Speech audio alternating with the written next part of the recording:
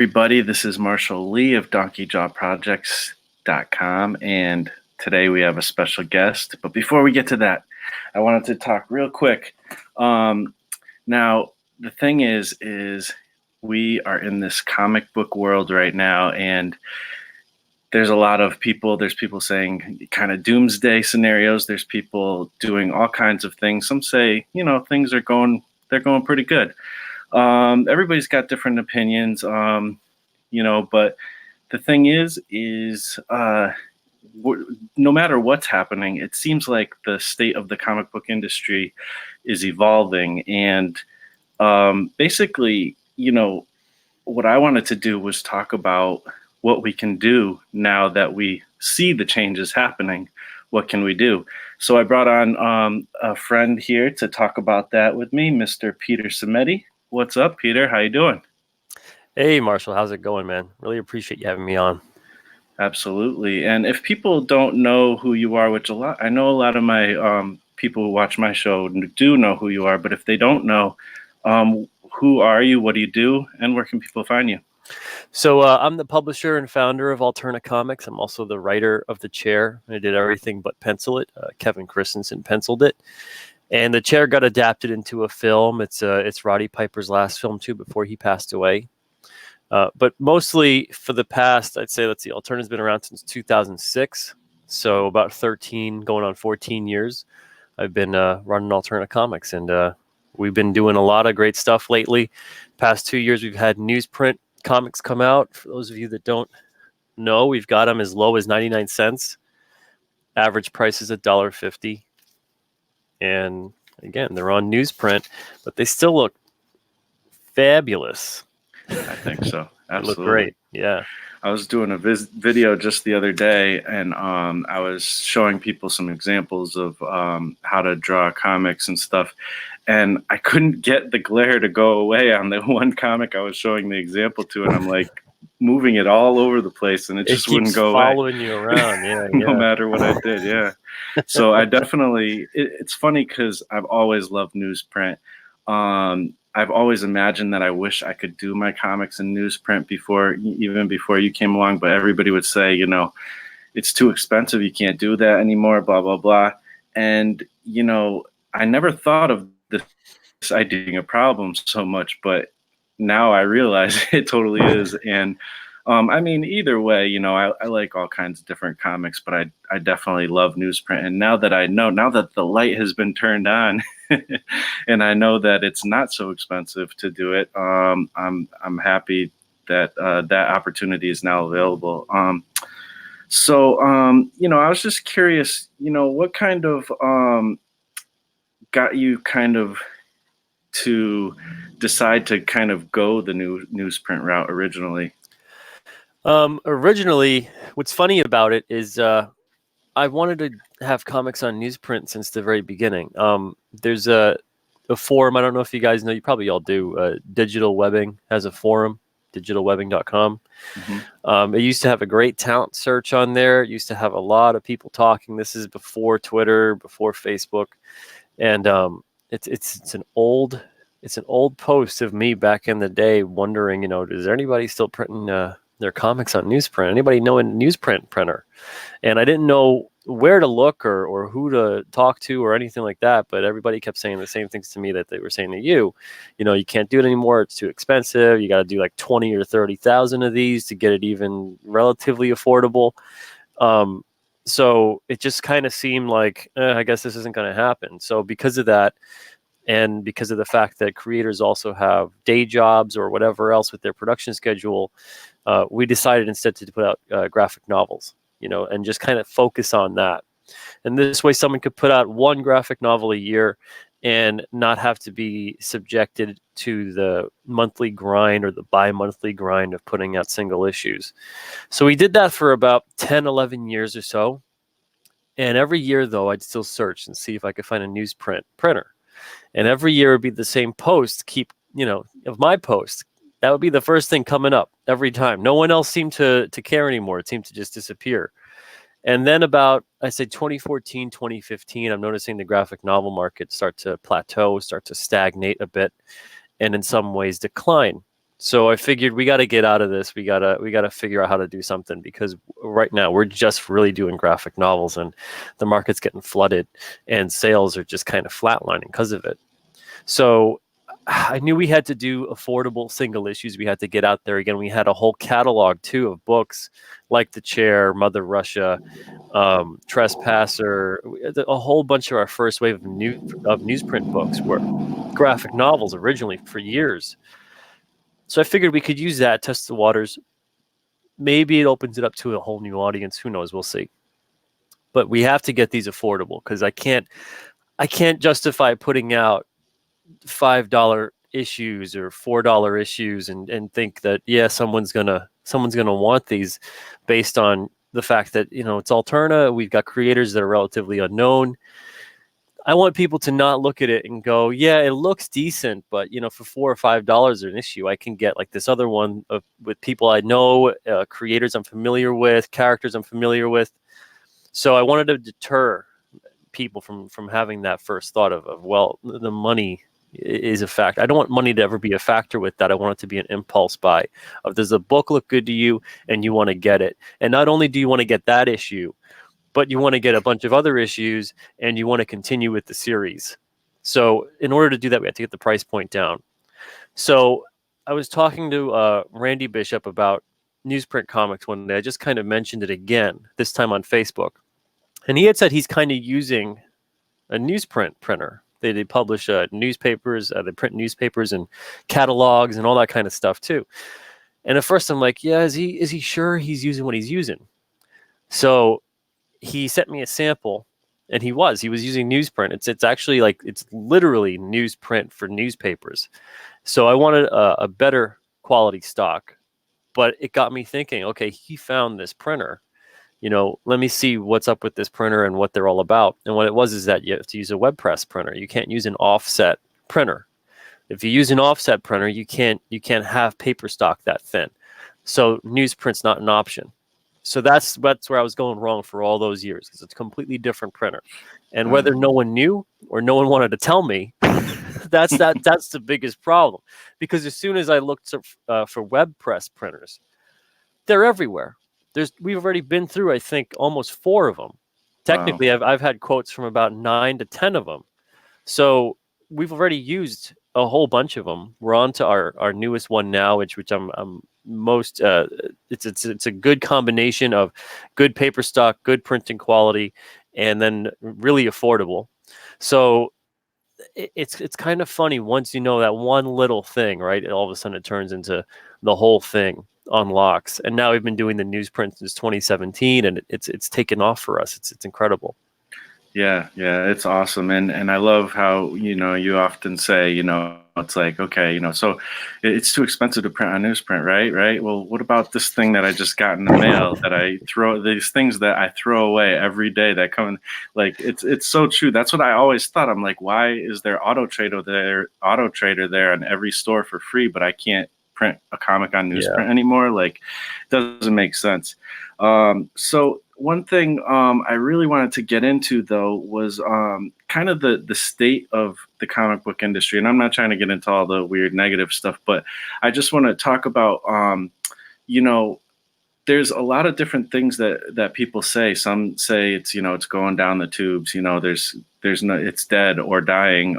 Some people say, it's evolving. Some people say, no, you guys are kind of crazy. Like, it's not that bad. Like, look at, sales of manga in America. Look at, sales of graphic novels and stuff. You're looking at the wrong thing. Like, when I go and look on like Comic-Con or something, I see certain things, and I can look at the past and see other things. And I don't know if I understand the numbers 100%, to be honest, but what would you say, like, what state are we in as a comic book industry?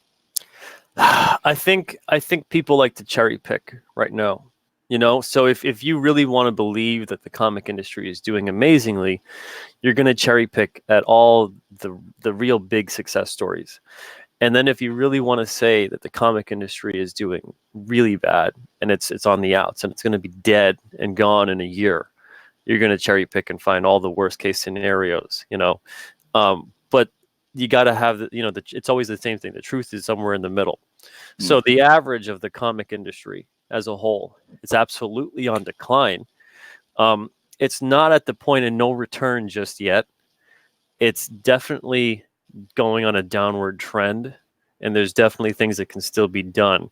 Now, the only part to me when I look at that and I go, I'm not as hopeful about it, is because this has been a trend for a few years now, and it's a trend that's mostly under the weight of two of the biggest publishers, and because they're not changing anytime soon, at least from what it looks like, it's kind of still more of the same constantly over and over again in terms of business strategy, not in terms of even the books, because you could put out whatever book you want to put out. As long as you're marketing it to that audience and getting it in front of those people that you want the book to be for, you could pretty much be okay. But that's not what's going on. We're putting out all these kinds of books in the industry and not marketing them to get the new people interested in them. We're marketing them to the same audience, and the same audience is going, but that's not what we're coming here for. It's kind of like you're gonna set up in a hockey arena. You're gonna put a football game there and switch it up at the last second when people come in and they go, yeah, football's good, but I'm coming here to watch hockey. And everyone's like, well, you got to deal with it. That's what this is now. You're like, yeah, but I like hockey. That's what I bought the tickets for. So it turns into this whole thing of, get it in the right places. You're not gonna sell your hamburgers at a vegan stand, and go, well, this is what it is now. Deal with it. It's like, yeah, the customer will deal with it by not buying it. And now we see that decline. So it's like this push of suppliers against consumers instead of this synchronicity where we work together and there's actually you want these kinds of products, okay, we give you these kinds of products. That person might want this kind of product, we give them this kind of product. It's simple basic business principles, and because of the fact that those things aren't being followed, I think we're going to continue to see a decline in the industry. Yeah. I think it's interesting because I think I asked you in a chat one time through one of your videos, does Marvel and DC, do they even have a sales team? Because it's like every business I've ever worked at has a sales team, and I look at their, like you often talk about, you look at their Twitter feed or whatever, their different feeds, and it's like, are they even trying to get people excited about comics at all? And then I see what you're doing, and it's a great example. And I look in the past, you look at what Jim Shooter did, you look at what Stan Lee did, they got people excited about comics, and it wasn't that, it wasn't like, really complicated to figure out how to do that. Just show the enthusiasm and present it in a way that would get people excited, Yeah, you've got stories you want to tell, and make sure that people are excited to tell them and want people to know about them. If you let's say you go to someone's table at a convention, and you start talking to them, and they just seem like they'd rather not be there. They seem like, yeah, here's the books. It is what it is. If you like them, get them, whatever. And just that kind of attitude. You're going to be like, all right, well, okay, have a good day. And you just kind of walk away, but if it's someone and they're like, hey, how's it going? If you need any help, let me know. We've got these kinds of books. We've got this kind of sale going on today. If you got any questions, please let me know. I'm right here.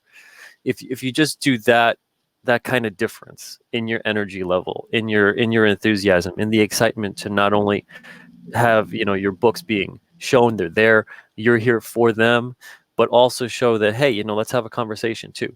There's a whole difference. It's a whole difference. So it's the same thing. Like, I treat social media as if I'm meeting people at a convention or a show. Someone comes up, they say, hey, I like the book, or someone has a question about the book. I answer it in the same kind of way. It's as simple as that. You don't have to make it anything more complicated. You don't have to go above and beyond, or like, really in an insincere way hype something, Because if you hype something in a very insincere way, and you could be having fun with it, and that's great, you should, but if it's insincere, someone's going to be able to know that right away, and it's going to make it feel all kind of weird. So you want to always stay genuine with it. Yeah. Yeah, I think it's so true. And my buddy Russ Leach, he's in the chat, and thanks everybody in the chat. Feel free to put your questions in there. We'll address them at the end of the episode. But Russ is in the chat, and he's saying, comic book black belt he goes by. He's saying, that Stan Lee he kind of made it feel like a community at Marvel. Like this was like, you get to be involved. Hey kids, you get to be involved with this. Let's form a group. There was a community involved. So you felt like you were kind of taking part of something really exciting. And I think that's something that I see the people who are doing well with comics doing. I see you doing a lot of things like that. And it's especially with like your YouTube channel and stuff, like it's really cool. Do you feel like, the fact that, we got Marvel, we got DC, we got the big names, and they're not really doing their job, and things are declining. I mean, as much as that sucks, I don't think any of us really want to see that. No. But as much as that sucks, I personally, my thesis is that is open season for us, who are indie in a more of an indie realm, trying to get our own comics out. Like, I think it makes an opportunity for us, Yeah, absolutely. Now is the best time to be an indie creator, and I don't mean the best time in terms of, oh, now's the time to make all the money. That's not what this is necessarily about, because the money will come as long as you're doing something with heart and you're doing it the right way and you're getting people excited about it, and you're excited about it first and foremost. If you're not excited about it, nobody else is going to get excited about it. No one else should care more about your creation than you. Even though eventually you probably will get people one day, as we're seeing with the certain characters at different companies, you'll get readers and fans caring about these things, perhaps more than the people who are working on them. But when you're starting out, especially, when you go into a field like indie comics, you have to have, the word's overused, but, and he just said it in the chat, you have to have that passion there. You have to care. This has to be something that you didn't just decide, yeah, I think I'll make comics today. You have to make comics. You must do this. You're compelled to do this.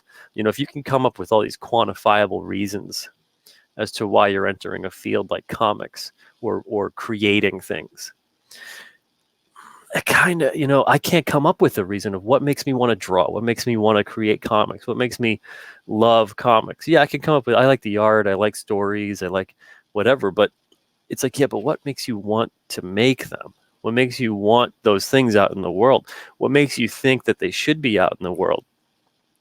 If you boil it down, it eventually just comes down to, because I think they should be, and you can't really, so it has to be it's this feeling inside you that, yes, this just has to be there. It has to be there. They have to exist.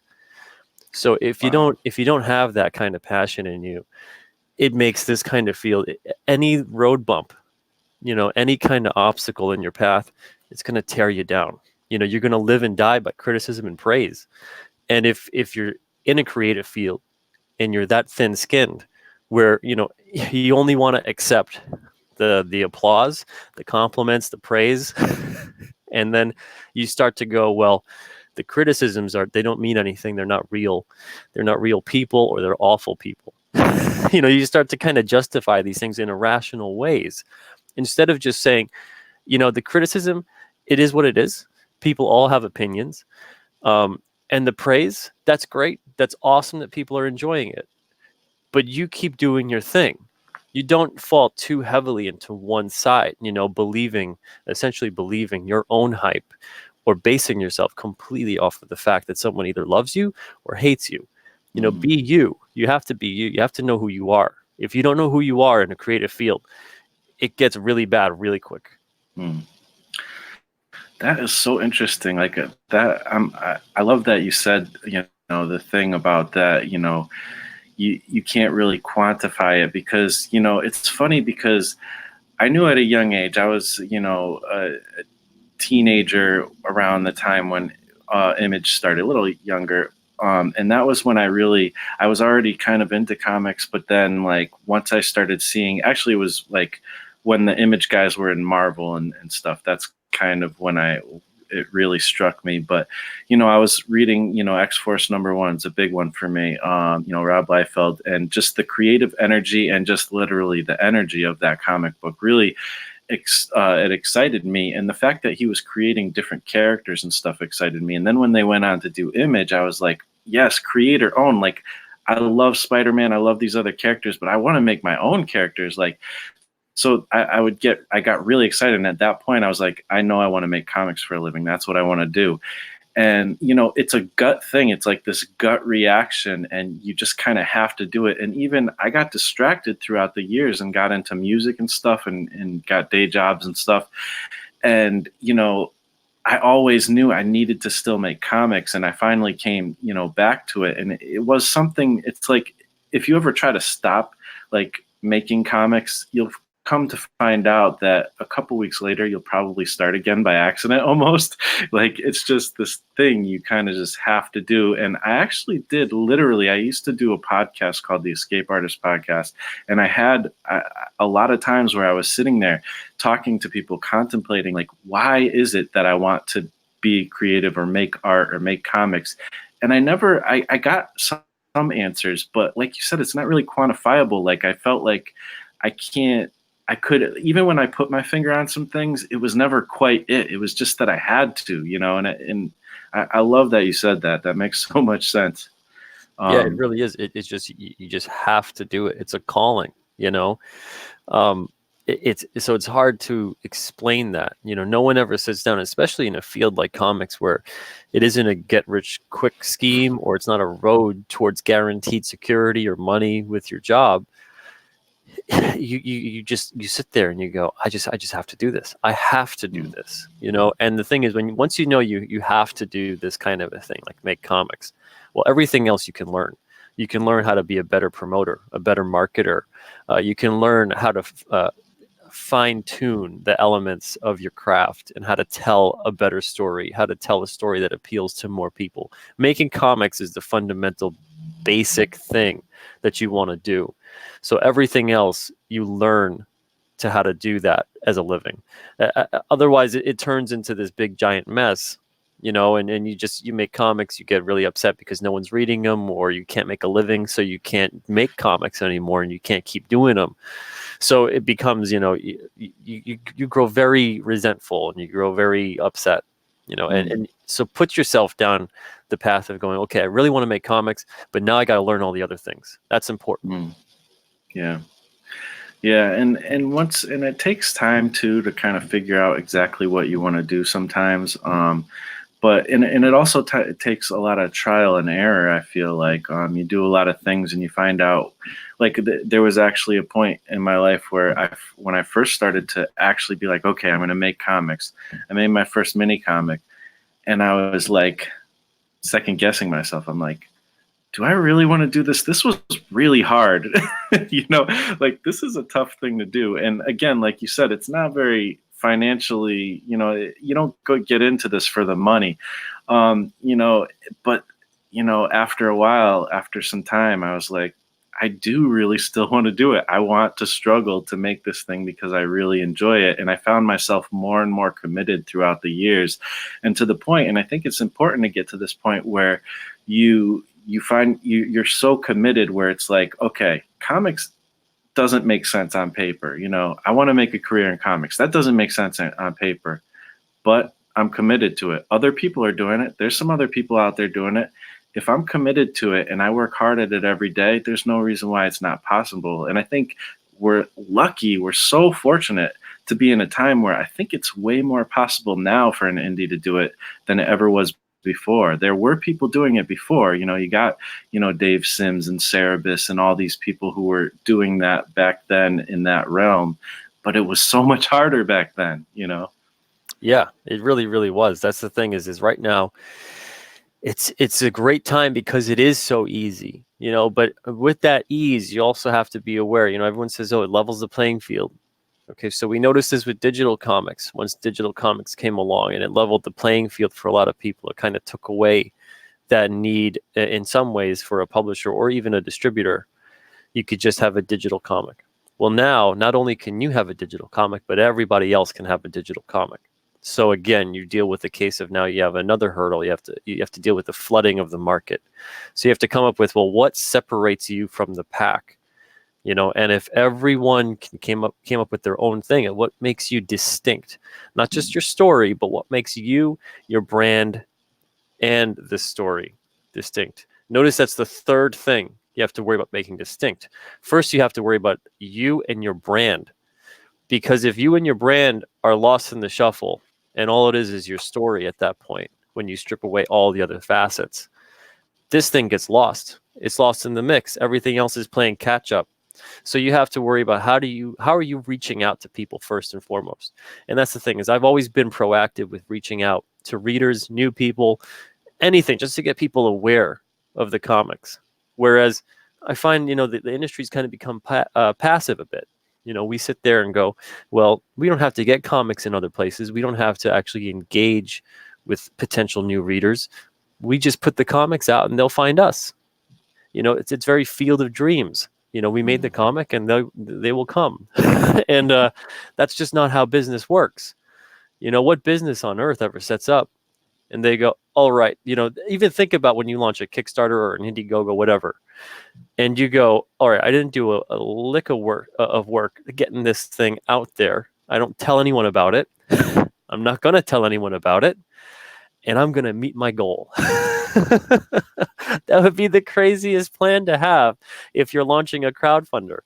It makes no sense. No sense at all. But yet here is the common practice that occurs for the most part in comics. So this kind of thing we have to realize, let's take the entrepreneurial mindset of really seize the day with what you want to do. Get people interested. Talk to people. Extend the hand first. Don't expect them to come to you. Go to them. All those kinds of things. It's a cliched phrase of, you gotta tell them to sell them. If they don't know about it, it doesn't exist. It doesn't mean they don't want it. It doesn't mean they don't like it. They just don't even know about it. So that's why it's, in comics, I was talking last night on a show, Jam Creates, and I was saying how, in comics, we view things so backwards than any other business. We have this whole entire industry that's full of tremendously creative people and people that put in so much time and effort into these creations. And then on the other side of it, we get the business side that says, we're kind of embarrassed these things even exist. The excuse is whenever there's bad sales, it's because people don't want to read them. People don't like comics anymore. That's the industry acceptable norm for when comic sales decline, which is, coming. I could see a reader or someone else saying that, or someone who doesn't know or whatever. But someone within the industry saying, we can't sell comics because people just don't like comics. That is the craziest thing in the world to say when you're in that industry. Instead ask why. What's going on? Figure it out. Don't just accept, because people just don't like it. Most people don't even know about it. So how are they not going to like something they don't even know about? Yeah, totally. And, this was actually something I wanted to bring up too, is I don't know if I got this from you or where I 100% got it, but I know you've been saying stuff like this as well, is, you look at manga, I like to look at other successful people who are doing these kind of things. I look at stuff that happened back in the days a lot, especially kind of in, maybe the Bronze Age of comics or some of those times.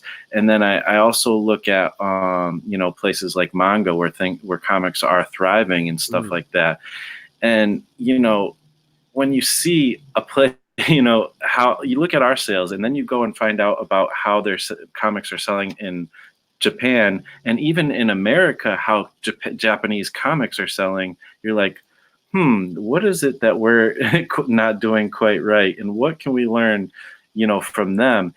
And you know, one of the things you say a lot, and this is kind of the way I kind of phrased it, is there is thousands upon thousands, millions even of comic fans out there, but they just don't know it yet. Like you Yep. said, how do they know what they don't, if they like something or not, if they're not even aware that they exist? And it's crazy that so many people still to this day will say, I didn't even know they made those anymore. Like, what?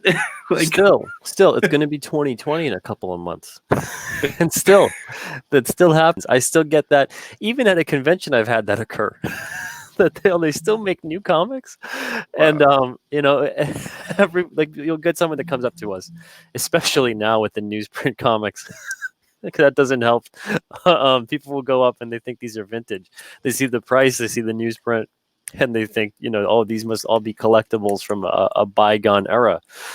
And so we'll get someone who's relatively new, or they're there with, you know, for their kid or with a spouse, and they're not really a comic collector. They've been aware of them, and they'll come up and they'll be kind of shocked. So they'll say, you know, are these the prices? And I go, yes, they are. You know, $1.50. They're on newsprint. That's why they're so affordable too. But they're great stories. You should check them out. So they look at them and then they go, they spot the year in the corner box, and they say, wait, these are new. I say, yeah, these are new. I was at Alterna Comics is a publishing company, you know, and we have creator-owned comics. And they go, I didn't know they still made new comics. And I say, yeah, they still make a ton of them all the time. I was like, if anything, now more than ever. And Mm. they say, yeah, I have a comic shop in the area, and even just walking around, you know, I'm seeing all the comics, but I thought these were older collectibles. I thought that the creators here were people just selling things that they maybe had in their garage still, you know, that kind of thing. They're not even aware. They're at a comic convention, and there's tons of people with new books, and comics are so out of the mindset of when you go to any store, you know, so they don't exist anymore to a lot of people. Because I say, and this happens every time, and I say, don't you have a local comic shop near you? And they say, well, yeah, I thought it was older comics. And, you know, I used to get comics when I was a kid, but they were everywhere. They were in grocery stores and, you know, this store and that store. And that's kind of where I picked up a comic every now and then. And I figured once I stopped seeing them in these stores, they stopped making new ones. That's what happened. And I was like, no, it's a whole, you know, distribution split, and everything had occurred, and they're mostly just in comic shops now. Even though Alterna, we've got a couple books on newsstand. We're one of the only publishers to do so. There's only a couple of books now that regularly come out to newsstands. It used to, you know, the person used to be right that would bring up, yeah, they were everywhere, because they were everywhere. You couldn't go to a store without at least seeing a spinner rack or some books on the shelf or at the checkout. Once you take those avenues of sale, those aren't just, and that's the thing, they're not just avenues of sale. They're great to just get awareness out there. I'm seeing Marv artwork screaming in the chat, says, when's Alterna Comics in Europe? Alterna's in Europe. You can go to alternacomics.com/retailers, find a bunch of different retailers in Europe that carry Alterna and will even sell Alterna direct to you online, anything like that. There's even newsstands in Germany, Poland. We got 2 in Italy, 1 in Spain, and 3 in France that have them there. So yeah, they're in Europe. Obviously, they're not going to be everywhere, but we don't have that kind of clout yet. You need a lot of Mm. clout to get these things in a lot of places. But that's why I think everybody kind of shakes their fist at the sky and is wondering, well, hey, Big Two, you know, you guys have billions of dollars there coming in on your movies. Where's some of the comics? Get the comics out there. Yeah. Yeah, absolutely. And you know, I think what I see that I really love, that I see what you're doing, is there's a lot of resistance and there's a lot of unawareness when it comes to comic books. And what you're doing is you're taking away the resistance and you're making people aware. It's very simple. It's not like rocket science. Like, it's very simple to do. You just got to work hard and do it. And that's what you're doing a lot. So, you know, and not only that, another thing you said earlier too is you were talking about how again, back to, you can't quantify it, but you know, and you don't get into this for the money and stuff so much, but that doesn't mean that there isn't opportunity. But you know, I don't know, I just love that you, when I see the things you're doing, I can see that you're doing it a lot of it for the love of comics. You are a business. You are trying to make a profit, obviously. But at the same time, there's so many things that would go. I think the reason why you make these decisions and somebody like Marvel and DC don't make it is because Marvel and DC, and I'm not trying to put them down. I love them. They're awesome.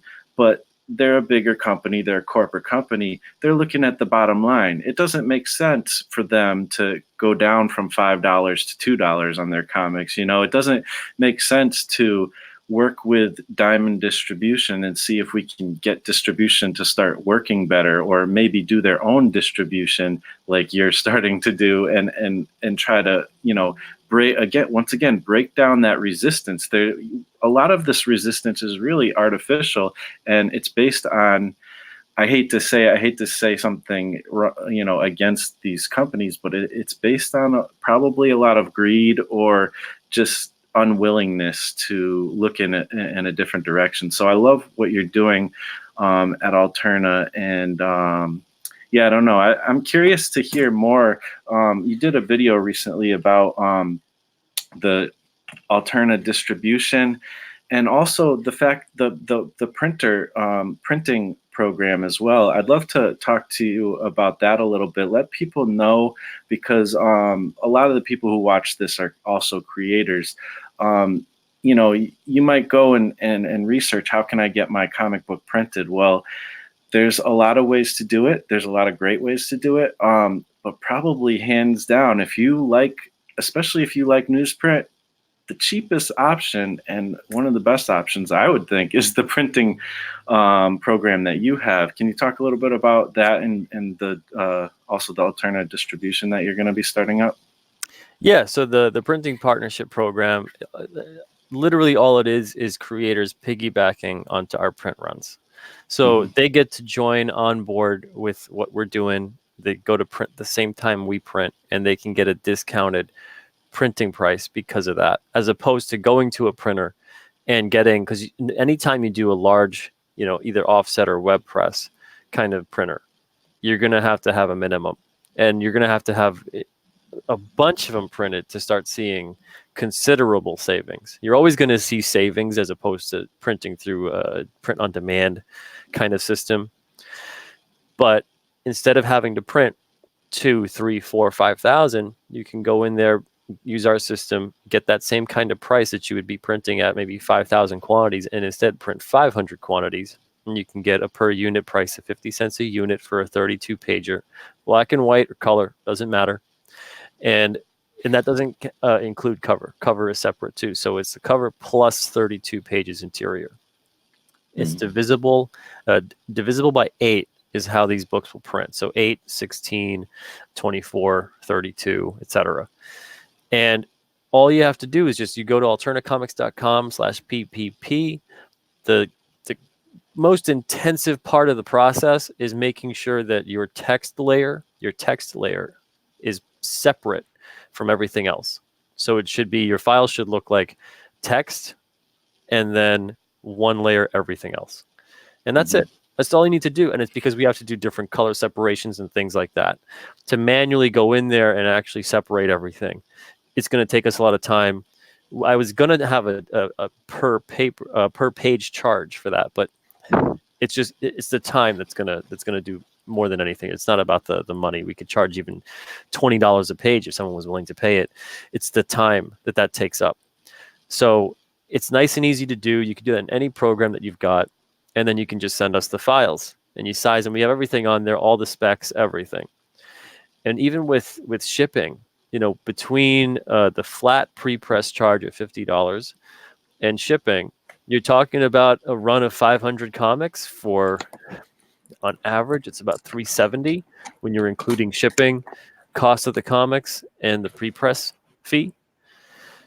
That's incredibly affordable compared to getting 500 made up at a print-on-demand place. Yeah. You know, even to do that, right, you're usually talking about maybe that's about 100 books print-on-demand. And yeah, they're on newsprint, and people go, well, you know, is it going to come out really great?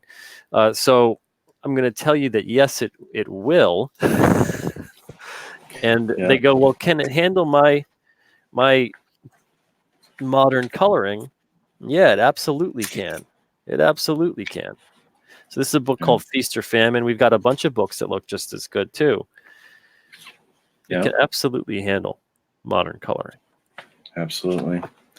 And I can attest to it. I got plenty of them myself. I get them every month. I get the full subscription of Alterna every single month when I go to my comic shop, if they can get them in, you know. But they try. They do their best. And you know, I don't know. It's just like when I looked at those prices, I was just like, with these kind of prices, I mean, I don't have a lot of money, but I can imagine, like, I almost don't even need to do a Kickstarter. Like, I could probably save that money up if I wanted to, you know? If your Kickstarter was 100% just for the print cost, you know, it costs less, you know, to get your comic printed than it does to get like a Nintendo Switch or something. The thing is, you can obviously, crowdfunding is great though, because you can also build up buzz for your project and set your goal at $500 and not even have to worry about it.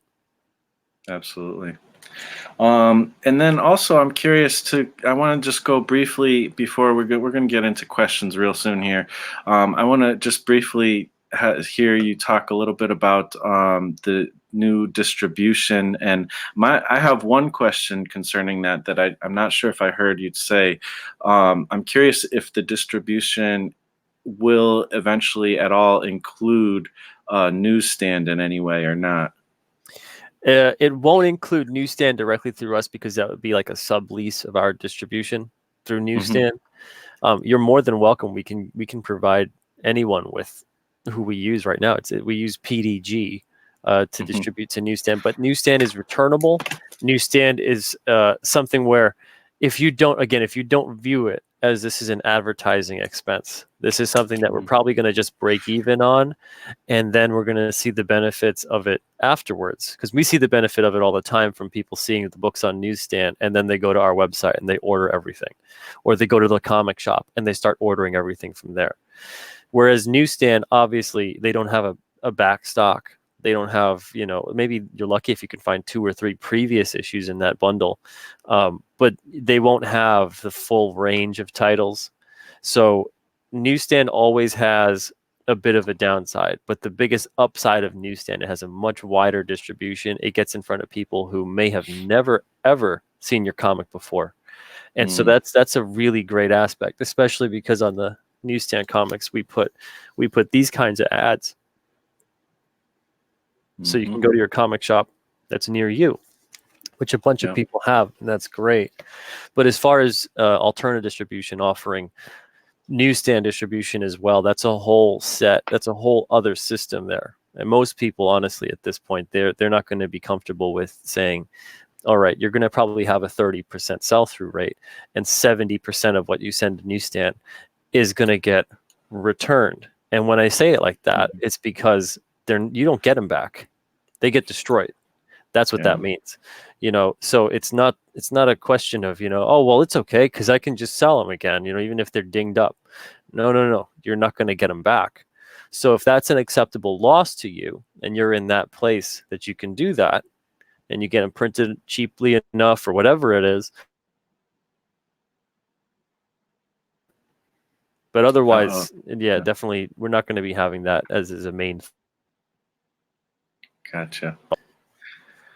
I'm getting a little bit of lag here, so bear with us, everybody. But I think it still came through. So yeah, also just go into what you guys are providing. I think that's a great idea though with newsstand. I personally love the idea of having it promote what we're doing, and then, you know, that's kind of what that's for. But yeah, what's up with the distribution? What are you offering there? Yeah, so with the distribution, what we're doing is technically we kind of have started already, but it's mostly just for us. So you can go to alternaaccess.com, see how we have things set up. We've already been selling to close to 50 to 60 stores in the past year to 2 years. And it's nice and easy. They get a code that they can use, and then they can just pick whatever they want to get, and they just use a discount code, and it's their own retailer specific to them discount code. And then readers, they can get the books too. So we sell both to readers and retailers. So that's what makes it so great, is that with alternative distribution, you'd be able to sell to even the people who don't have comic shops. And anyone that Mm. does have a comic shop, picture this, right? And we have the same kind of thing going on right now. Say that we have 50 creators on Alterna distribution, which isn't, that's a low number at this point with the amount of emails and messages I've been getting the past 3 days. Speaking of which, you guys, be a little patient. I've got like 200 people right now that have bombarded every form of social media. There's a lot of people who are tired of Diamond. Yeah. Some you'd be surprised. So between retailers and readers, a lot of excited people. Alterna distribution will probably launch around this time next year, in full. I'm going to start buying up inventory and things like that probably around March 2020. So picture that we've got 50 creators, publishers, whatever, on board. All of these people now are acclimated to a system where they've had to really hustle and push and promote and build their networks and build everything like that, right? Now they're all going to get this onto Alterna distribution. This is the chance to get everything in one place, so retailers especially can go in there and purchase what they need to purchase. So we're going to have something set up so retailers get free shipping on an order of $100 or more, and that's after their discount. And then we're going to have things set up too for various readers where they can get books sorted through genre, so it's nice and easy to find. So if you go in there and you go, well, these are a lot of books I might not be familiar with, but I know I like horror, so you can select horror. And you could do that right now too on Alterna Access. That's worked out great for us too. I love that. So this way, it's not just going in there, and we're going to have it sorted by publisher and things like that too. But it's not just going in there and going, well, I have to know what I'm looking for. Otherwise, there's no way to really browse. So sorting by genre really helps. We're going to have creators tell us, okay, how many books do you have available for us to get from you? Because some creators, maybe they did a crowdfunder, and it turns out that they have like 500 left over. They did an overrun, which was great. You should do an overrun when you do a crowdfunder. And they say, okay, well, we've got 300 of those that we can give to Alterna distribution because we want to keep 200 to sell on our own. There's going to be no exclusive contracts with Alterna distribution because exclusive contracts, it squashes the industry. It gives everybody, there's no room to get your own stuff out there. So we can pick up whatever we want out of that 300. Let's say it's a book and I go, well, I don't know if we could really sell a lot of it, but I'll take on 20 of them and let's see how that goes. If that sells like this, first week, bump, it's out of there, 20, and I want more. I want to get more in so we can have books on hand. And that's the thing is I don't want to do a pre-order system. We're not going to have a catalog. We're not going to have this stuff that feels like it's out of 1992. It's all online. It's called the internet, people. Come on, Diamond, let's go. let's have it where you can order things. And Diamond, I get it. You don't want to be a retailer and a distributor. Okay, we'll have a ship to store feature, please, already. We've been saying 2 years now, if not longer, that you guys would do this. Please already do this. You guys, it doesn't make any sense. So it's nice and easy to just go in there, see what we have. That's the catalog is online. Go into that site. And then you can pick and choose what you want right there. And it's not a pre-order system. So anything that you order at that point in time, it's in stock and ready to go. Because right now, even that was a test that we were doing to see if we should take pre-orders. On Alterna Access, we've got pre-orders up there. It's great. People pre-order all the time from us. But the thing is that they get impatient about it because they'll go, well, where's my order already? I ordered all these things and it was like 3 weeks ago. And I said, well, you've got a couple pre-orders on there. So they all got to ship out at one point in time. And they go, oh, okay. Because there's a confusion there and there's an impatience of thinking, okay, well, this will ship a certain time. You can always place another order and then we'll ship orders combined of what's available right now and then hold off on your pre-orders, but you have to ship everything in one spot. So the pre-order stuff creates confusion. Relying on pre-orders for distribution in general, it's a guessing game too. Nothing's guaranteed. So if you have this whole system where you're going, okay, so retailers and readers have to pre-order everything. So that means the publisher doesn't necessarily know what the heck is going on with their numbers. The distributor doesn't know how much they're going to get in. You can't base any of your budgets on anything. It's all floating around in the air. It all doesn't exist until those pre-orders come in. And then it's like a scramble because Diamond says don't print your print run based on your pre-orders. But what should you print them based on? Let's say that you're thinking, okay, we're going to get 5,000 copies ordered and you only get 2. only get 2,000 copies ordered. Well, you already went ahead and printed 5,000. Now what are you doing with those 3,000? So of course you have to kind of in some way either guess completely and blindly, or go ahead and base all your numbers off of pre-orders. And now you print maybe 3,000 instead of the 5,000. But with this system, especially if you've got a crowdfunder, it's perfect for that. And that's what we're noticing right now is everyone is doing crowdfunding, has their books, and then nowhere to go afterward. But with alternate distribution, you'll have somewhere to go.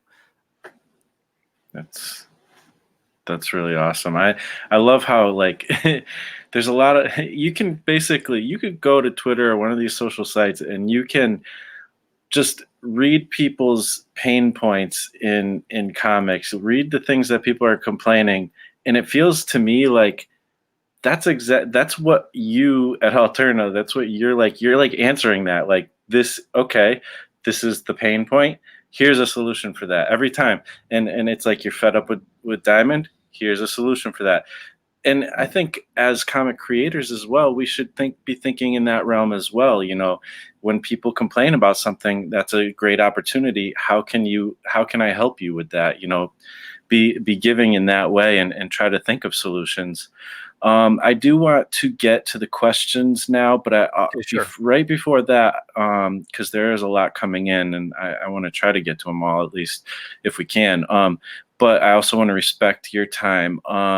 But right before that, I do want you to talk about you have an Indiegogo going right now, and it's only 6 days left. So talk about that a little bit. Yeah. So let me see. I'll share this on the screen right here. Hopefully it's up. Can everybody see that? Yep. All right.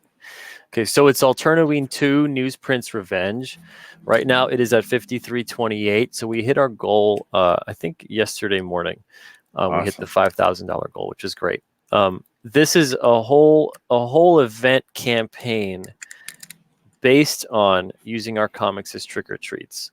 So this will not only, obviously it does something wonderful for Halloween and getting comics out there for kids, but it's also going to enable us to continue to grow, to continue to do things like getting our comics in more stores, setting up things like alternate distribution, getting all of those facilities in place.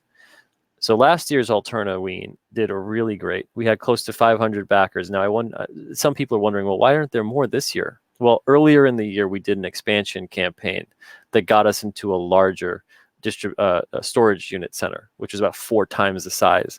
And it was an unexpected result of growing way too fast, way too soon.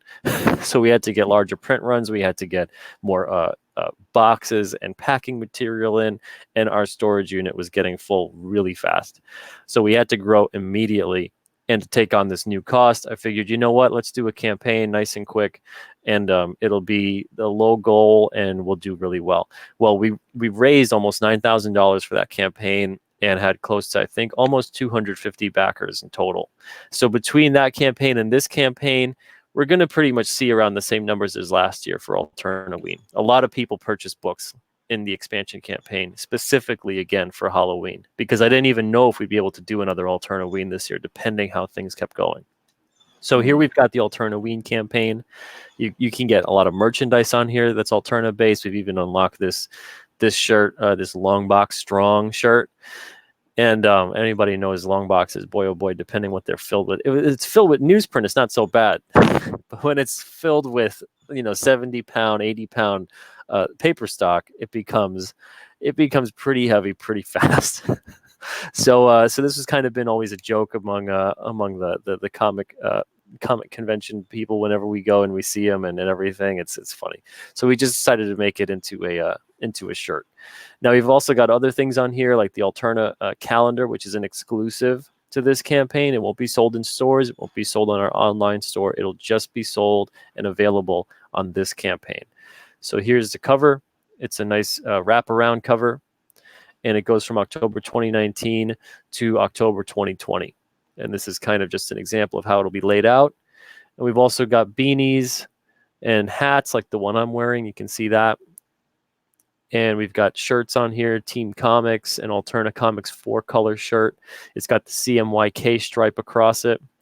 That's kind of also the same thing here with the beanie. It's CMYK. And everyone's like, well, where's the K? Where's the black? It's the hat. The hat's The hat. Yep. so we've got all kinds of fun things on there too. But the best part is the bundles. So you can start small at the 25 bundle. We either have one that's just for kids. It's all ages, or you can get a mix, and it's 25 books for $25. The shipping for U.S. backers is free, so it is not an extra charge for shipping. Then for the 50 awesome. all ages and the 50 mixed, it goes down. So you noticed before it was pretty much $1 a book.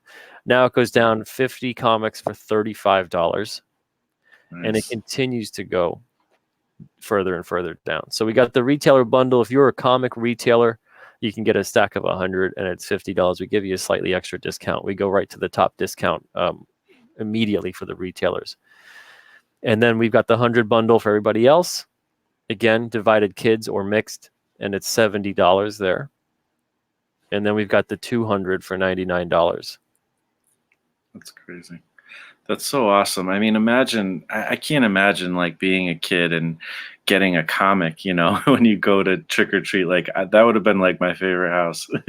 Yeah, right. You know, I mean, picture a kid. Let's say you got the trick or treater bundle, even for your own kid, right? Because last year, everyone was asking for Alterna tote bags. We didn't have enough time to put the tote bags into production. So we got them this time. And we have the trick or treater bundle here. It's just $10. Again, shipping is free for U.S. backers. You get the tote bag. You get Silly Putty. You get a Silly Putty egg. You get a random kid-friendly comic. You get the Alterna calendar. You get an I support my local comic shop sticker, which you can kind of see poking around right here. It's a nice die-cut sticker. And you get 2 pins. These pins right here, the Alterna Ween pin and the Alterna 4-color pin. And it's just $10. And now, when it comes to this, right, if you don't have too many trick-or-treaters and you just want to get the 25 bundle, like what Marshall was saying, you know, picture a kid, they've got all their candy, they've got their comic now, you know, they've got the chocolate fingers going on, and they're reading this comic and they're having the time of their life. And for the most part, these kids, it's going to be their first comic ever, because comics are just not everywhere that they used to be anymore. And that's something here where you're not only just creating potentially a new comic reader with that, and someone who will go on to love reading comics, love reading in general, and all that comes with it, but you could potentially be helping to inspire the next greatest comic creator. Because these kids, you know, before any of us reads a comic or even knows about a comic book, any creator, you don't know you want to make these things. So it's all about, you know, you read the comics, you fall in love with them, you read more, you get more. All of a sudden now you're making your own stories, you're drawing your own pictures, you're drawing some of the characters that you love out of these comics, you're creating your own things, and your imagination's going, the storyteller juices are flowing, and it sends you down this whole other path in life. And now all of a sudden you're creating comics, and who knows what one of those kids goes on to make. Yeah. So there's a lot of ripples with this campaign. It's a great campaign. Yeah, I absolutely love it. And for me, like, I don't get any trick-or-treaters, but, you know, what I would do is I would actually just give them to my nephews, and I have already given Alterna comics to my nephews. It's such a such an easy way to go away. Like, it's inexpensive, but it's also you're sharing the love of comics and stuff. So it's so cool. So I did want to get to the questions, so we'll start off here. Hopefully we can knock through some of these. See if I can do this. All right, so we got Comic Book Black Belt, also known as Russ Leach. He says, he says, will Alterna have a previews catalog or /site for their new distribution venture? Yeah, it'll be alternadistribution.com. Right now, it's just kind of like a placeholder sort of thing, and it's a part of alternaaccess.com/distribution being listed right now, but it's going to eventually be its own 100% its own site. Okay, cool. And then let's see, we got here Chris Isaacson. How you doing, Chris? And hello to everybody in the chat. You guys are awesome. Thanks for hanging out with us. what are some strategies you would suggest to promote comics? Say that you were starting from square one. How would one go about promoting their book? Well, at this point, definitely utilize social media, whether that's all of them or some of them. Right now, even something like what Marshall's doing too, where he's kind of hitting up multiple spots. He's doing the YouTube stuff. He's got some great videos on here, and then he's also got stuff on Twitter. He's got things everywhere, Instagram, all that kind of stuff. So get your work out there. Get your work out there, and also start asking questions along with your work when you show it. Even things like, oh, what do you guys think about this? Start hashtagging and linking up, start even responding to other creators too, especially other indie creators who you like the work of. Start getting conversations going with people. Again, it's all about extending your hand first.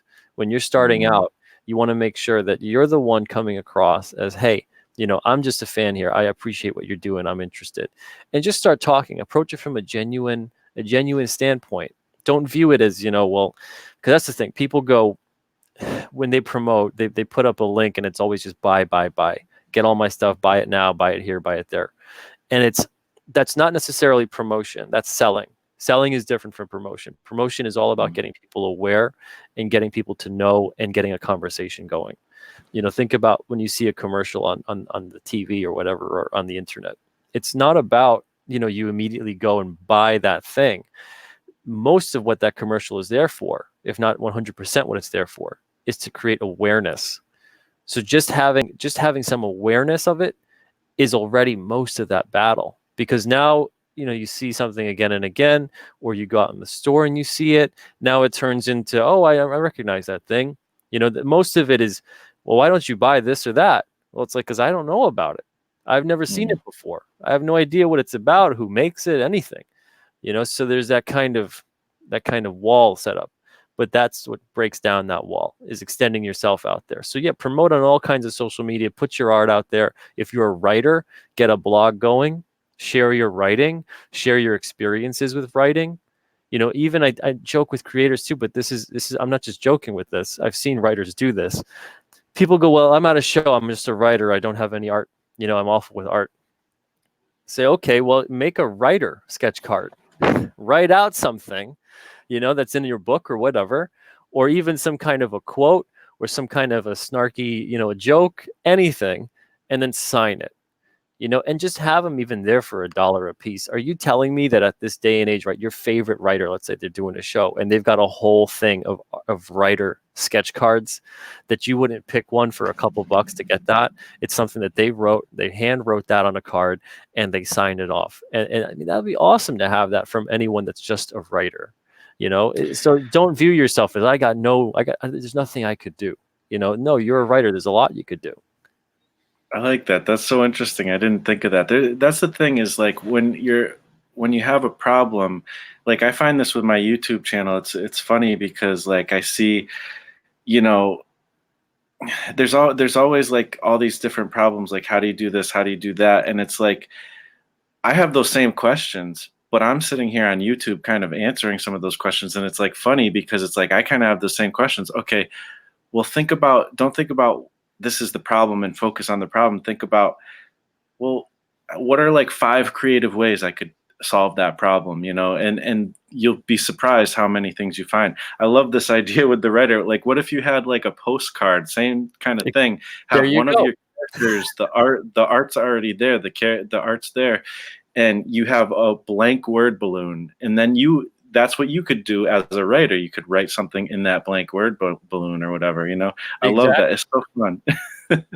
and that's the thing too with promoting. Like, it's not so much like, trying to be like, hey, buy my comic. It's more like, how can you have fun with the thing that you make, and how can you just share that fun with people? Like, there's just so many, like, promotion is just as creative as creating the comic, and there's no reason why you can't have fun with it. Absolutely. So we got another question by my buddy Fway Storm. How you doing, man? Peter, what's the first thing you look for when a creator submits to Alterna? Okay, so the absolute first thing I look for when I see a submission come in is, did they follow the submission guidelines? It's the same. It's the same thing as, when you're handing in your test to a teacher, and they go, "Well, you didn't put your name on it." It's that kind of level of, did you follow directions? So did you send the files that I asked for? And it's all right there. It's so clear cut and easy to find on the alternate submission page. It's 5 to 8 pages. It's sequential pages. Start it from the beginning, because if you send me pages that are all over the place, because a lot of people love to do this. They go, well, I like this page, and I think this page was great, and the face came out really great in this page. And you send all these kind of scattered pages. And then I look at that and I'm like, okay, either this person cannot tell a story on any level because this is so confusing, or they didn't read the guidelines. So make sure you read the guidelines, because I want to see, how do you tell a story? Because at the end of reading those 5 to 8 pages, if I go, I want to see more, I want to read more, well, that becomes a case of, yeah, let's talk. But so right off the bat, it has to be, did you put your name? Did you got your email there? Did you fill it out? Are you putting together a decent pitch? And then did you send the pages correctly and the correct amount of pages? So it's all those basic things, and they seem like, oh yeah, well, of course. I tell you right now, about half of the submissions that I get don't do any of that. So right off the bat, it turns into, well, if you can't follow the submission guidelines, it's only going to get 100 times worse from here, way more complicated. And I have to know that you can be depended upon to follow and take instruction as well. If you just want to do things your way, that's great. But there's self-publishing and all that kind of stuff for that. I'll add another little question kind of in a similar vein, because I'm curious. I know you have comics for kids, you have comics for young adults, and then you have like a mature kind of thing. How far is there any kind of limits that you can think of, like when it comes to mature comics and stuff? I know, I mean, the chair that you created, that's goes pretty out there. I'm curious, is there anything people should worry about if their stuff is a little bit goes a little like too far in the mature level, or is there what do you look at with that? It's tough because generally, like, we're not I don't think we're going to publish like a porn comic anytime soon. But it has more to do with finding the audience and again, marketing the book. If it's a book that I think, okay, there's a lot of violence in this book, but does it serve the story, and is there a market for it, and can we get it out there into certain spots, and can we sell it? Because if it's a no for most of those, it has to be a yes for all of those. But if it's a no for most of those, then it's gonna unfortunately be a no from us. But it doesn't mean though that you can't take that to another publisher, or even just do it on your own and have great success with it. So that's what I tell people a lot of the time too, is that sometimes it's just not a good fit. It doesn't necessarily have to even be ultra violent or too mature or too kiddie or whatever it is that the generic kind of terms would be. It could just not be a good fit for us. We could potentially not be the right publisher because of the fact that we can't take that book and maximize the potential of it for you. Whereas maybe another publisher can, or maybe you can. Maybe you can take it to crowdfunding and find a whole audience for it and do fantastically with it. But with Alterna, maybe I'm not seeing at that point a way to do that, but doesn't mean that it's not good, or it's not something that could be successful. Yeah, no, so that's interesting. So it's not so much like a censorship issue or anything like that. It's more, is this something that's a good fit for Alterna? Is this something that I feel like I can sell? I get that. And also, the thing is, if for some reason it doesn't work out, like it's just not the right fit for anybody, he still has his printer. You can still print with him, and maybe you could still do the distribution thing, Absolutely. So it's not like all the options are gone. Let's see what the next question is. Dale Ailing, how you doing? Alterna is a publisher, a printing facilitator, and now a distributor. Is there a risk of brand confusion? Okay. Well, when it comes to that, I guess, is there a risk of when a company like Disney does all kinds of different things? They do a lot more than what we do, and own a lot more companies than we'll ever own. We're not going to own companies. Um, you know, does their brand still get diluted from the various things that Disney does, whether it's the movies, the TV shows, the companies they acquire, the theme parks, the merchandise, all of that? I think it's a level of, if alternate distribution was just basically a nice way of saying it's getting Alterna books out there, that would kind of be redundant because we could still be Alterna Comics and do that, which was what we've been doing basically. But to have Alterna distribution set up the way it is, it's different than Alterna Comics. And of course, in the beginning, there's going to be kind of, okay, so are these under the Alterna label? Well, no, they're not. And you can go right to the site then and see that they're not. It's a different setup. Because we were thinking also, should we just name it something else completely? But the thing is, there's branding power too behind the Alterna name at this point. So it just becomes, well, this just represents, this is the company that's doing it, and that's just how it is. Obviously, there's always going to be people who will have, some kind of confusion of, well, how does that make an Alterna comic title, an Alterna comic title, an Alterna distribution title, that, and then printing? And so with the printing partnership, we don't have anything to do with it other than we send your files to the printer. There's no Alterna branding. Then Alterna distribution, there's no branding on there from Alterna. It's literally just you're getting your own book onto basically a website. It doesn't mean if you get your book onto Etsy or eBay or Amazon that those are your publishers. Those are your retailers, places that you sell it. Or in some cases, if you get your book into Diamond, it doesn't mean that Diamond is the one publishing your book. So it's the same kind of system. And now for us, obviously, yeah, you look at that and you go, okay, well, you're doing this and this and this.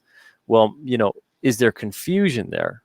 It just seems like for some people, there will always be confusion there, even if we name them different things, because then they'll go, wait, but Alterna owns them all. It kind of seems more like a sneaky way to do it. Just to say, okay, Alterna owns all these kinds of little things and these imprints in a way. But I had to really find that out. So why would they not just come out and be, forthright with that? It seems like they'd be are they trying to hide something? Are they trying to say that, we're not really connected, but even though they are? So it's just better to be transparent and open and honest with it. Like if Diamond was owned by Disney, I don't want to find that out, digging and digging and digging and digging, and then find, oh, look at that, Disney owns Diamond. I'm not saying they do. I'm just saying if they did. So I'd rather just know that this is what it is. And you can decide then and there, because there's going to be people too who at this point, they don't, for whatever reason, they don't like Alterna, right? So right off the bat, they don't have to go, well, and I don't want them to distribute our comic, but if we were, let's say we were Jade distribution or something, or, we were whatever, Opal distribution. And then people find out Alterna owns it. And let's say these people aren't necessarily happy about that. Well, now it turns into a situation where you're like, well, I wish they would have been honest about it, and it would have been, I would have known immediately. Right. So it just avoids headaches. It avoids all that, but in some cases, again, if you've got an imprint that has its own identity completely in terms of the way it wants to be perceived by the public, then it's kind of time to make a different name. But Alterna distribution's right in the title. It's a distribution thing. Comics is in the title. It's a comics thing. Alterna, honestly, at this point, even if it goes to mean something to people, like the way, you hear Marvel, Disney, DC. Right. If I was to hear, okay, Marvel distribution, but then I go to the website and I see it's literally Marvel not just distributing their own books, but distributing everyone's books. It turns into okay, well, I guess they're distributing everyone's stuff, So it's more about the context of things and what is actually being done. I think at that point in time, it's sort of tackling a problem that necessarily isn't there. And as soon as you start tackling problems that don't even exist, it becomes you're just wasting time and fighting things that you shouldn't be wasting so much time on. Gotcha. No, that makes sense. So I'm gonna roll kind of two questions into one. Robert Ogre, who is he's on the Discord. If you guys want to check out the Discord and have more conversations like these, check it out. The link's in the description. The links for Peter's stuff is all in the description already as well. So feel free to check those out. And so he's asking question: should I use CMYK? And also Mike Emirates before that was saying, are there any restrictions on color palettes and basically how does color work all together when it comes to printing on newsprint? I think a lot of people are curious about that. Okay, a good rule of thumb anyway, as it is when it comes to color, is your total ink coverage should always be totaling 240 or under. And what I mean by that is that you see on the CMYK charts when you do like a color picker, and it'll say like 50 of this one of C, 30 of M, 20 of Y, 60 of K. You want to make sure that your totals always come underneath that. When it comes to newsprint, you want to make sure you're also not using all four colors as much as you possibly can, because otherwise it's going to start muddying. And you normally don't need to. You can pretty much get the same kind of color or close enough using 2 or 3. Once you enter into 4, it's going to start looking kind of grayish, especially if you get a limit of over 15 on black. It starts to really kind of dilute that a bit. But the thing is, we take care of all of that for you.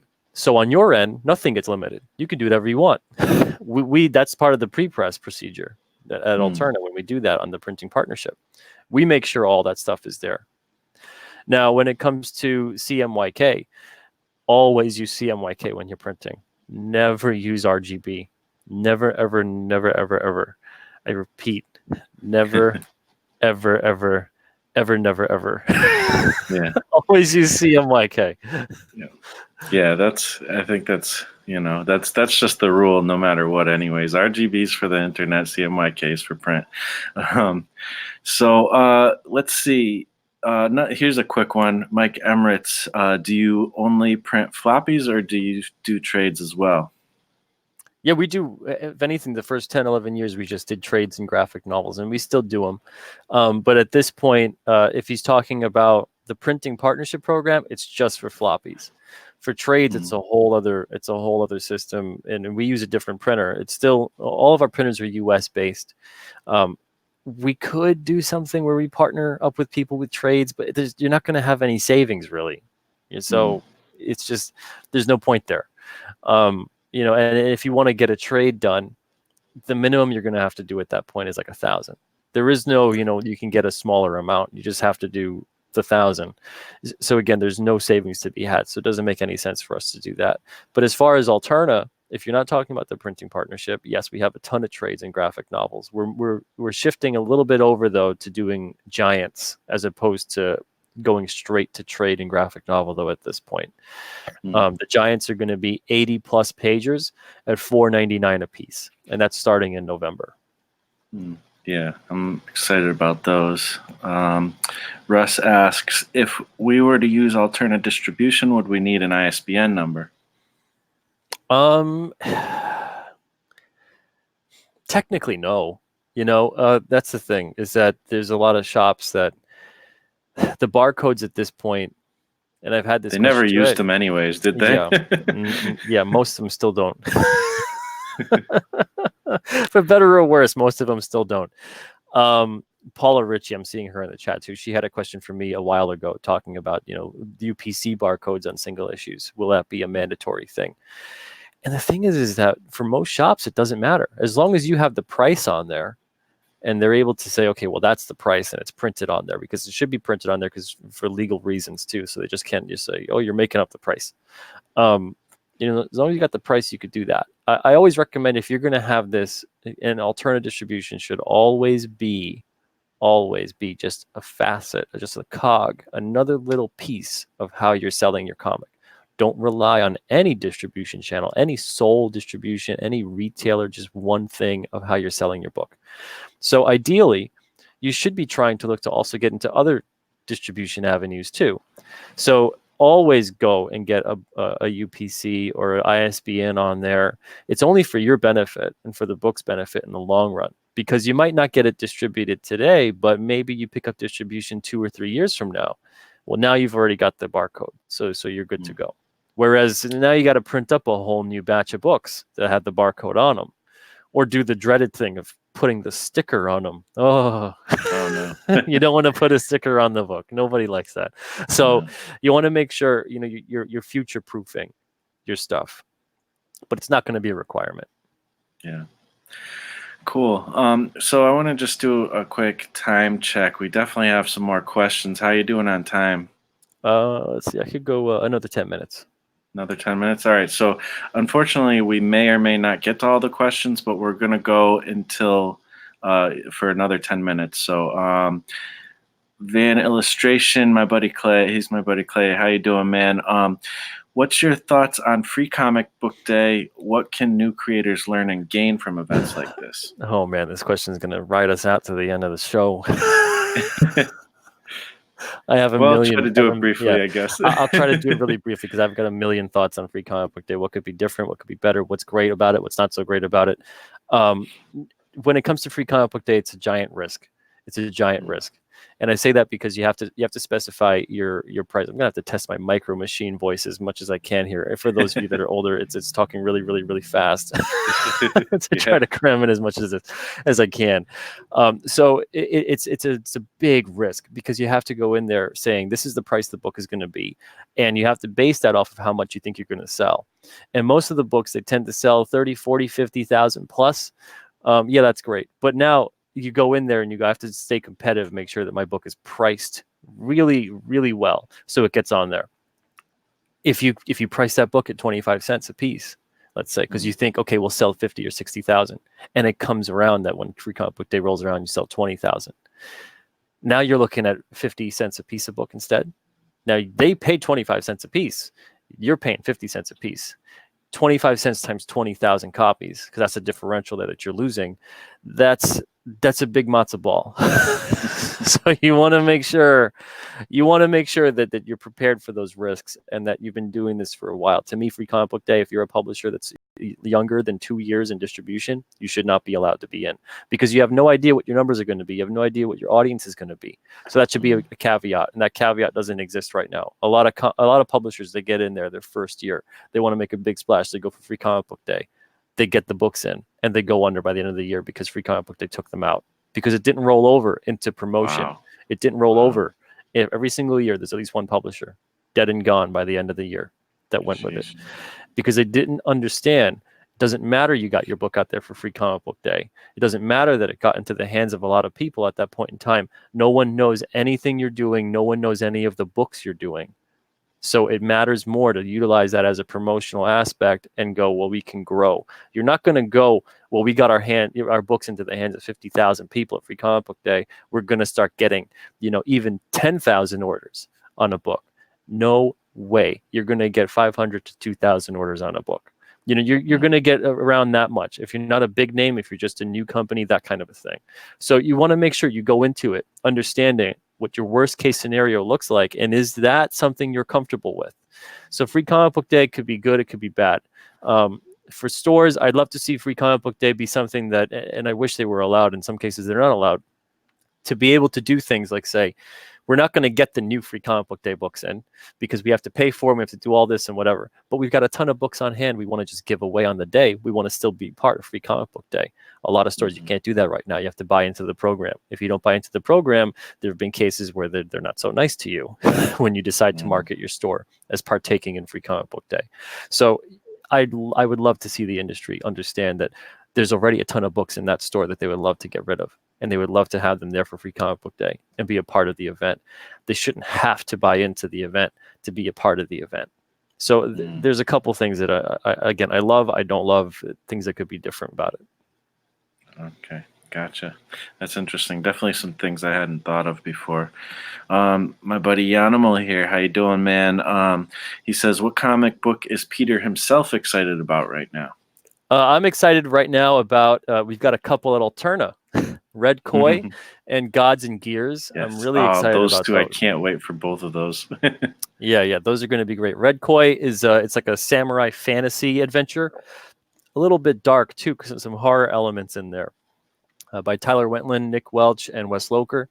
And then Gods and Gears is an epic, almost like a sword and sorcery type tale, but without the swords. But it's got that feel, and it's about this future racer. He's a shotgun driver. You know, he drives shotgun, so he's the passenger, and he gets zapped through time, and he gets sent back in time to this place that looks like, what is going on? It looks like an alternate Earth, and it's all kinds of like this jungle world, and he meets this kid who's dabbling in magic and this ancient kind of stuff that he's found, and they're on this weird adventure to kind of solve the whole mystery of what happened to that kid's grandfather, what happened to that kid's life, what's going on, and there's so many different things that occur. This guy, he's out of time, and then this kid, he's all mixed up with magic, and there's this crazy advanced race of gorillas that's out to kill him. So it's one of those. It's only in a comic book, kids. Wow. But it's a fun adventure, and that's by Ryan Wynn and Dean Kotz. It looks great. Make sure to check out Gods and Gears. That thing is just it's if you love like old school Jack Kirby and all of that kind of feel to it, that epic, new gods kind of feel, it's got that. So yeah, I think you guys will like it. Yeah. I'm trying to, I think oh no, okay. I was going to say, I thought we got through all the questions, which is crazy because I thought there might have been more, but I see there's more. Okay. So here we go. Mario, also known as Marv Artwork here, he has a question. How can we protect our creation from being used by others? Any advice? Well, you can always copyright or trademark. You don't necessarily need to copyright and trademark officially, but that always helps, especially if you think that this thing might actually have legs and grow into a show, a movie, a merchandise, whatever. You want to have something there that protects you. But other than that, I mean, it's always going to become an expensive legal proceeding once you decide you're gonna take action against someone if you think they're infringing upon your creation. Yeah, absolutely. Build an audience too, and then you can sick your audience on the people who try to steal your thing too. The old-fashioned social media way. This isn't a question, but I thought it might be something you could address. My buddy James GSR, wish you had a teen bundle without the mature books. Is there something for that in the Alternaween? Well, yeah, that's the funny thing. We tried that last year, and it really wasn't that popular. Everybody went for the mixed one anyway. If that's something that you really want to do, if you don't want any mature books in your mixed bundle, you can still get the mixed bundle, and then just send us a message. Send us a comment, a message. Let us know, hey, I got the mixed bundle, but I just want all ages and teen, and we'll accommodate your request. Gotcha. That's what I kind of figured. That's why I wanted to address it. We have another question from Mike Emirates. Could I print floppies and then go with a different printer publisher for a trade of the collected issues? Yeah, if you use the printing partnership program, absolutely. Yeah, 100%. But if you were actually to take the book, you probably would want to do both, I'm assuming. Yeah, if we were the publisher, because see, then that's when it becomes this weird issue of brand mixture. It becomes, well, why did they, unless you break contract, which of course that's happened before, where we've had books where the floppies would print with us, and then they decided, all right, well, we're done, I'm going to go somewhere else. But I tell you right now, it usually doesn't help the creator. It usually creates more confusion too, and then the new publisher kind of has to battle against the fact of like, well, wasn't this an Alterna book? And only because too, especially with floppies, the distribution, the sales on floppies is usually 10 times the amount of the sale on a graphic novel in the current comic industry. We're not talking about manga here. We're not talking about the Scholastic graphic novel. We're talking about through Diamond, through traditional outlets like Amazon and that kind of place with the comics. Floppies usually tend to be 10 times the sales and that means 10 times readership generally. And that's what we found, at least. And that's what I'm seeing all the time too on sales charts. Gotcha. All right, and we'll go to one last question. My buddy Pepper DeLuca, how you doing, man? Are there any rating systems to help with age range that an indie creator can follow? Yeah, a good rule of thumb, you can look up either the ESRB ratings on video games. You can look up the MPAA ratings on motion pictures. There's even a bunch of different age rating systems that current publishers use too. There's all kinds of ways you can determine what's appropriate. So there's no set standard, but there's always, if you can go by what a certain, especially movies, which is kind of become accepted. Look at what makes it, G, PG, PG-13, rated R, etc., and that'll help you. Awesome. All right. Well, thank you so much, Peter. Before we leave, can you please let people know where they can find you, and also if you have any parting words, we'd be happy to hear it. Yeah, well, thank you guys for watching today. Man, oh man, you guys really had some great questions and lots of enthusiasm and people in the chat. You guys are great. Please go to Alternaween. There's a couple days left. It ends this time next week. Well, actually, ends the 31st, so it's a little bit less than a week. And make sure to support, spread the word. If you can't at this time afford to back it or anything like that, that's perfectly okay. Spread the word. That'll be great. Let someone know. Perhaps even if you're familiar with a parent who has a kid with allergies, let's say, and they can't really partake in Halloween or anything like that, you can still give them something special. Maybe grab them the trick-or-treat bag even, and then they can still get something fun for Halloween and not have to feel like they're missing out. And even then, if you don't have a lot of trick-or-treaters, a lot of people donate these to children's hospitals, schools, libraries, etc. Last year, we donated 1,500 comics to children's hospitals from Alternaween, and that was really great too, because a lot of those kids, they can't get out on that day. So we bring Halloween to them, a little bit of fun. But thank you guys again. And seriously, I really appreciate it, Marshall. Thank you for having me on the show. Yeah, man, it's a blast. I was happy to be able to hang out with you at the convention about a year ago, and I hope to see you again sometime. And yeah, man, thanks again for coming on. Thank you, everybody in the chat. You guys know where to find me. You're here. You know what to do. So that's about it. We will be signing off. Have an awesome day, everybody, and you as well, Peter. All right. Thanks, guys. Appreciate it. And I'll be at GraniteCon soon, so hopefully maybe I'll see you there, Marshall. Who knows? Awesome. Sounds good. All right. Later.